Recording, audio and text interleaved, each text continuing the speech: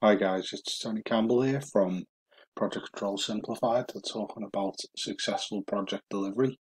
So today I thought I would go through analysing a subcontractor quote. So this is a quotation that I received from somebody for a garage conversion, and they asked me to review it for them. I've blanked out all of the commercial details, so those bits are obviously missing from the quote, but it shouldn't affect me taking you through it. So this contractor has allowed for a garage conversion, but notice here they've said preliminary quotation. So that's something to be wary of if you ever see that in a quote that you get back from a builder, because this isn't a fixed price, and consequently the cost could change. So I'll take you down through the quote. So this is good for a quotation. They gave an overview and they'll do everything they say, including dealing with your local building control.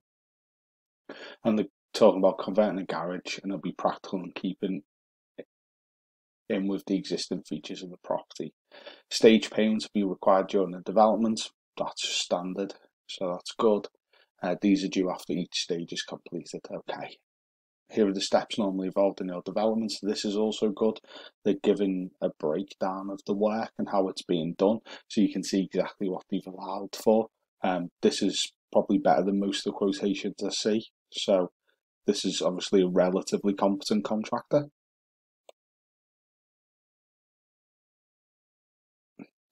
So the next section they've talked about here is the timing of doing the development. 4 weeks from commencement to conversion. I mean, personally, I think that's a little bit tight for the work that's involved. I don't know the project inside out, but 4 weeks is a pretty short amount of time to be able to convert a garage. I would say if it was my program, I'd be allowing for maybe 5 or 6 weeks to complete all this work, and then if they finish sooner, it's a bonus. Okay, so the next section, we've got cost. So we estimate the garage with ensuite will cost 12.5k. Set out the details below for the required stage payments. Please remember that funds are to be cleared on commencement. So this is the first thing really that sets a bit of an alarm bell going for me. So it's not a cost, it's only an estimate. It's the first thing you can note here, we estimate. So that's not a fixed cost, as I said before, it's a preliminary quotation. The second thing is, please remember that funds are to be cleared on commencement. So this worries me too, because in essence you're paying for works before they've been completed, which means that if the contractor were to walk off site, you'd have no recourse, because you would have already paid them the money. Okay, so deposit one, deposit £1,000. So that doesn't seem unreasonable. A 12.5k job, it's less than 10%. So I'd be pretty comfortable paying that, because generally the works will progress very quickly, and you're only really risking £1,000. Something you can do potentially to mitigate your own risk here is what's called vesting materials. So the contractor may say that he needs that deposit to buy materials. So your counter negotiation to that is, okay, give me title to all of the materials that you're buying then. So that means that if you were to walk off site or to go into liquidation, you would ultimately own those materials. So you've kind of covered yourself, and hopefully if you can get something that's equal to the value you've paid in a deposit, you've really got no liability there. So stage one payment, 5k, funds to be cleared on day of commencement. So this really is setting alarm bells ringing. In essence, what the contractor is asking for is a 50% deposit on a 4-week project.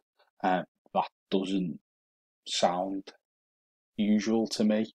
If you on a project that's only a month long, the longest they're going to have to fund anything is 30 days, obviously, the month or the 4 weeks, so less than that, 28 days.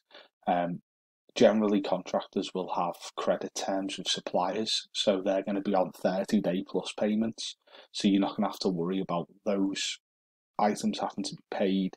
The main thing you're going to have to fund for the contractor is their labour, because they'll probably pay the labour weekly. But what I'd advise there is you just pay the contractor at the end of the week for the work that's been done, because that's much more controlled for you delivering the project, and meaning that you're not risking your own money. Okay, so I mean, if this was me, I'd be going back and renegotiating this straight away if you were to use this contractor. Stage 2, 4K once the conversion's insulated. I mean, that's a very odd milestone to be using. And then 2K once the conversion is plastered. Okay, that's potentially not so much of a bad milestone. And then finally 500 quid once the conversion's been passed and approved by the building control officer. So the relatively effective stage payments. The thing I would suggest here is, if you're doing this yourself, what you do is you just agree with the contractor that you'll pay them for the work that they've done up to the point you're going to value it. So if you're valuing it once a week on a Friday, you'll go round, see how much they've done and pay them for what they've done. What you'd need to do that is to ask them for a breakdown of their cost. So you would go back to them with the list they provided up on page 1, was it? And ask them to break the cost down roughly into these parts. And then once the work's been done, you can obviously sign off it's been done and pay them. And then you know you haven't really left yourself liable if they were to walk off site. So the next note they put in here is the gas company will relocate the gas supply. This will be billed directly to you and the cost from the gas company. That's good, that they're passing that straight through to the gas company. There's no markup on that. So that's a good thing for them to do. Okay, so once this quotation's been approved, an initial non-refundable deposit of £1,000 is required to cover architect's drawings if needed and local council fees. I'm not too sure about that. That's odd. Non-refundable deposit. Why would you need a non-refundable deposit? You'd pay that money, and then if the architect did have to do drawings or you had to pay a local council fees, surely they'd just be deducted from the deposit rather than it being non-refundable. So there are a couple of things here that in the quote, as we've been going through, that I'm not particularly happy with, and you shouldn't be either if you see stuff like this in the quotation. They're stating that they will be the main contractor, and any alterations or concern must be made directly through them. That's just standard. One thing I missed here is further, any additional work or changes to the contract schedule will be charged at appropriate rates by agreement. So if you see this in the quote, in any quotations you get, what you want to do is understand what those rates are up front. So you might ask them to fill in a schedule of rates, or if you ask them to break down the cost into the items that they've listed, you'll be able to get an idea of the rates they're using, because you can work out how many square metres something is and divide it by the total cost to work out a per square metre cost. That'll give you a better idea then of how much any variations are going to cost you if you instruct them. So these are the terms and conditions you're being asked to sign up to take on the quotation. I mean, I definitely wouldn't be doing that. If I was contracting with a contractor, I'd be putting in place a contract that I had wrote and asking them to sign up to it, because generally contracts fall down the supply chain. So the client is responsible for contracting with a contractor, and then the contractor will write any contracts for their subcontractors. Usually it doesn't work the other way. But if all else fails, that is your legal agreement between you and the contractor. And as you can see, it's not very robust. Okay, the last thing they've done is they've listed out all the works that they've allowed for. So this is a pretty good thing for them to do. You wouldn't see this much in quotations. The client didn't really give them anything to go off. He just walked around site with them. So for them to quantify exactly what they've done is a positive thing, and you're probably not going to see that very often, because it would have took a little bit of effort on their part to do that. But what it allows you to do as the client, if you see that, is it allows you to read through the quotation and understand if what they've actually allowed for is what you want. So we'll take a couple of examples. Do you want a Saniflow toilet? Do you want 2 light switches in the bathroom? Do you want this double panel radiator? So it's a really good thing that they've done because it allows you to go through the quotation and check to see whether what they've allowed for is actually what you want. Because if you change your mind, you want to change your mind before they start work on site, because it won't cost as much if you do it pre-construction. So you always really want to do this. Ideally, you should be supplying this to the contractor as the client.